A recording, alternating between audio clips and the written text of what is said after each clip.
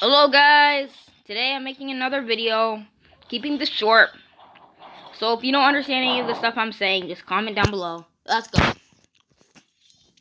What, you think I was gonna put an intro? You got Rick rolled!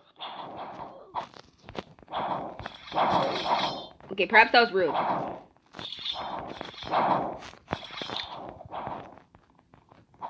So in FNAF, the Phantom animatronics of FNAF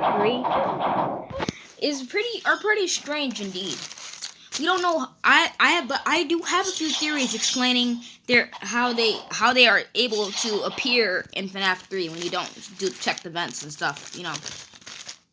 Theory number 1: they are created by a gas and/or chemical. Now, certain gases and/or chemicals still have the ability to cause you to hallucinate. Therefore, it causes you to hallucinate the ghosts, the you know what I mean. Okay, they just cause you. Some gases and/or chemicals that can be emitted from the vents when you don't do those vent stuff in FNAF 3 can cause you to see these phantoms. Number 2, technological advancements. Now, because FNAF 3 is in 2033, because it's in 2033, that means they might have better technology than we currently do. Therefore, they're probably going to have stuff like, I don't know, holographic stuff that get ghostly looking holographic stuff that get put out of the vent, like, you know, emitted from the vent. When it's really might be a hologram and/or holographic projection. Well, okay, that's the same thing. Just the point is, it could be a better versions of holographic projections of the broken up animatronics that haunted the pizzeria 30 years past. Okay, and final theory. Actually, this is my second last theory. Actually, the second last one is that the souls of the children that William Afton killed are making themselves look like the animatronics that they were once stuck in for almost 30 years, long times past. Why? Because I don't know. I guess because. Why not? I don't know. Why not? That's why. Theory 4. Theory 4 has to deal a bit with Theory 1. Now, you know how I said in Theory 1 that chemicals and/or gases can come from the vents? Because you didn't check the vents and stuff? Well, the souls of the children. Well, this theory suggests that the souls of the children mix up with the ghostly projections, Okay. The ghost of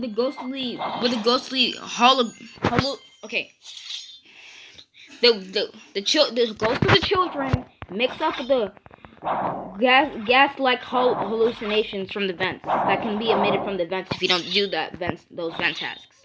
Now, all those theories I said before are actually okay. All those theories I said before, and I mean all of them, only apply if you didn't check the vents when the Phantom animatronics spawn. You know what I mean? If you didn't understand any of that, comment down below. Now let's get to the next one.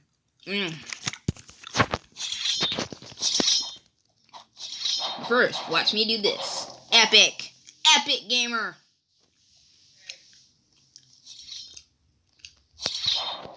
Bro! Whatever. Let's continue. We're gonna do Phantom Puppet and then FNAF 5 and 6 and a few others, okay? Phantom Puppet. That weird, you know that, okay, before we start, let's start off straight. You know that weird the weird, if you play FNAF 3, you'll know that sometimes this weird looking, the actual puppet, you can see Puppet standing in the hallway. Why? Well, why, you might ask? That's a good question. Because the puppet because back in FNAF 2, we learned that the puppet can make hallucinations of itself to distract you on cams. Or at least that's what I learned. Because when you don't do for example, when you don't do the music box, the puppet will slowly make its way toward you. Or at least somewhat. And that includes making weird hallucinations in the hallway. Therefore, the puppet uses these hallucinations to distract you so that I can get toward you.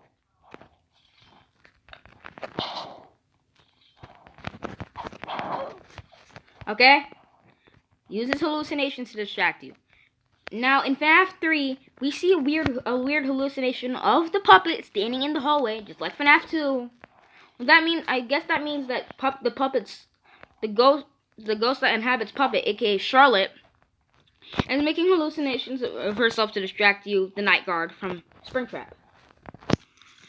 And the Phantom Puppet is just like the other Phantoms. They were made by the vent in some way that I just discussed earlier before. Okay?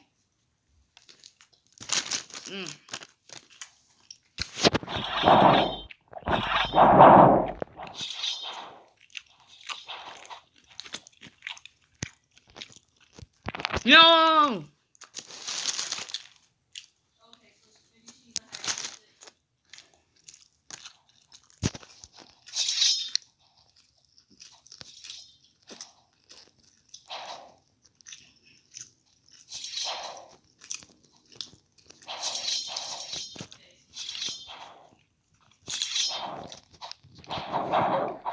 By the way, guys, I recommend Moldesney. It's a really good thing for YouTubers, or like, just like me.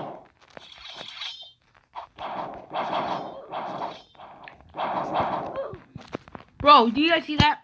I got a triple kill or something.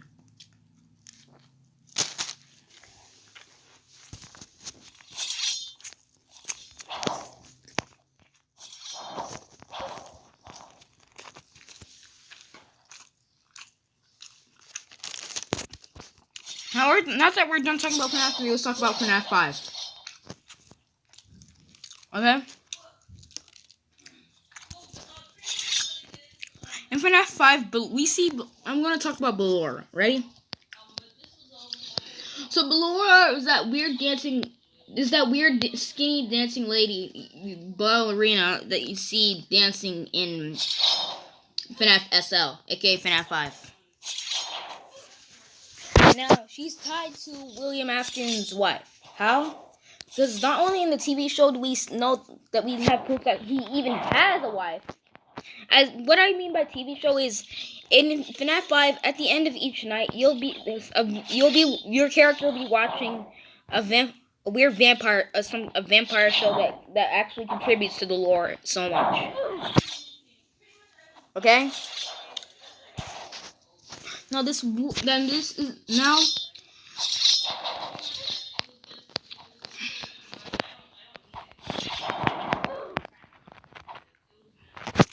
Okay. Now in FNAF 5, at the end of the night, okay, we see a TV show that explains that clearly points toward Afton and his relationship with his wife. Clearly, Afton denies Michael as being his son all the time, as in he doesn't really care for Michael at all. He just leaves him out in the dust. That reminds me a lot about me. Just kidding. Now that we're done talking about how William's wife actually existed, let's talk about how she's tied to the puppet. You know how Ballora is made to deter and misdirect, but at the same time she's also able to attack? That means she might have attacked William Afton's wife on a lonely day when she was just exploring William Afton's FNAF SL pizzeria that he made himself. When he was caught along Ballora, just like his daughter Elizabeth, she was killed, and her soul was embedded inside Ballora. Now her soul wants revenge. Of course, her soul, because a lot of the animatronics in FNAF SL thought Michael was actually William, some of them got a bit jerky toward him. So yeah. Now that we know this, let's continue with some more stuff, okay? In FNAF, now let's talk about FNAF 4. I'm gonna have like a few short theories about stuff, okay? Ready? Let's start with the crying child's brother. Now we know that the crying child's brother has been bullying him a lot. Okay? But whenever his brother speaks, his voice line is gray, okay? His voice line is gray. Now this wouldn't matter if it weren't for the if it weren't for the bite of 87. I mean, bite of 83. I forgot, sorry. So after the crying child got bitten by Fredbear in Bite of 83, he had a weird. He was taken to the hospital and he had a weird dream, but it was not a dream. It was real life. It's just because he couldn't open his eyes. All he could see was the plushies, aka the bullies, and his brother saying sorry to him. And the first plushie that starts talking is, oh yeah, a plushie with a great voice line. I wonder what that ties to. Foxy, exactly. Therefore, we know that it's the crying child's brother because of the voice line resemblance. Then, when we also know that the bullies say sorry to the crying child's brother. Or you could call the crying child Chris or Michael. Whatever you want, I really don't care. I like the name Chris. That sounds pretty good. I have a friend named Chris. Anyways, after that, now that we're done talking about how the crying child's brother is not merciless and he actually said sorry about what he did, let's talk about the nightmares. Now, how does the nightmares have to do with my theory? Very good question. Let me explain. In FNAF Ultimate Custom Night, we see that the animatronics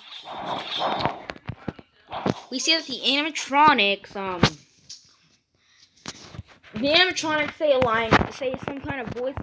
Most of the animatronics say a voice line, official voice line that Scott hired people to say it himself. Now, the two nightmares that really helped my theory were Nightmare Freddy and Nightmare Fredbear. Because Nightmare Freddy says a line, he says this.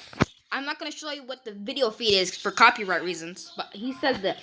I am remade, but not by you, by the one you should not have killed. If you did not hear that, let me repeat. He said, I am remade, but not by you, by the one you should not have killed. Okay? This means that he knows that who the one you should not have killed is, aka Golden Freddy. Okay? Therefore, in FNAF, since the nightmares are technically brought to life, or technically brought to life in UCM. You know how we know this? Because the two lines that both Nightmare Fredbear says and Nightmare Freddy says. He says, I was given flesh to be your tormentor. So scary. And then he says to Nightmare Fredbear, Nightmare Fredbear says something like, I assure you, I am very real. And he says something else that really proves that they're real, and that in Ultimate Custom Night, Golden Freddy makes them real. Or at least have some kind of flesh and not just be an illusion. Okay? So now we know this. Now that we know this,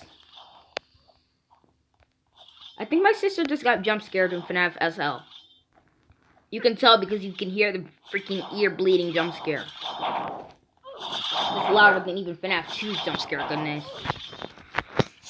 Now, I'm almost done. Let's talk about FNAF 6, then we're gonna head on to... Hey! Why did I fall? Whatever. We're gonna talk about FNAF 6, and then we're gonna be done, okay? Ready? FNAF 6. Let's go.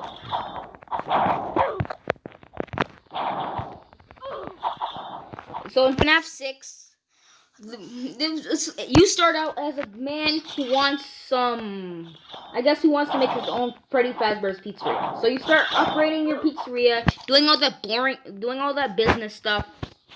But then at night, you slowly start to gain more scrapped up and or broken up animatronics that come to you and attack you at night when you're doing, I guess, stuff for the restaurant. Now, how do they get in, and what are these animatronics? I will explain that. For example, Molten Freddy is actually the mashed up amalgamation of all the animatronics. All the animatronics are basically molted all together to become one big Ennard. Now, as for Scrapped Baby and stuff like that, as for Scrap Baby, she's just... You know how she was broken up in FNAF SL when she was sent to the scooper room? Yeah, she just rebuilt herself. Her soul went back into Baby, I guess, and now she's just attacking her yet again. Seriously, Baby? Wait, no. Her soul isn't controlled by her this time. This time, it's controlled by Enter. I think, yeah. So a lot of our old animatronics are coming back together. Mostly as big clumps of other animatronics. Like an Enter. How did they get back here? They might have realized that a new Freddy Fazbear's Pizzeria was being opened by a loner businessman. When they found that out, they planned to hide themselves in the back alley and then pretend like, oh wow, you were just found here randomly. It was totally not us moving here. And that's how they got to the scrap alley to go into the restaurant and cause havoc. Now in the end, William Afton gets burnt. And then Henry, which is one of the main protagonists and used to be William's friend, he said he was talking to the soul of his daughter, aka Charlotte, aka the puppet. He said something about her, about how he's proud of her for lifting people up above her, like he's done for so many years, and how he's sorry for not being able to save her.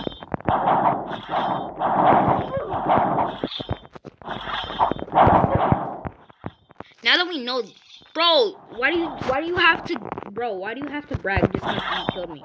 Whatever. I'm ignoring these people. They're not important. Now that I'm done with my video, thanks for watching. I don't want to make this too long. Thanks for watching. If you guys please give me some more theory ideas in the comments, and I'll feature you. And if whatever theory I find the best will be featured in my video. As for your other theories, if I need it in some point of my theory paying videos, I'll use it. I promise. Okay. If I didn't pick any of your theories, please tell me below. Just I don't know. We'll deal with that soon. Without further ado, goodbye. Hope you enjoyed. Hoping YouTube will actually upload this video. LOL.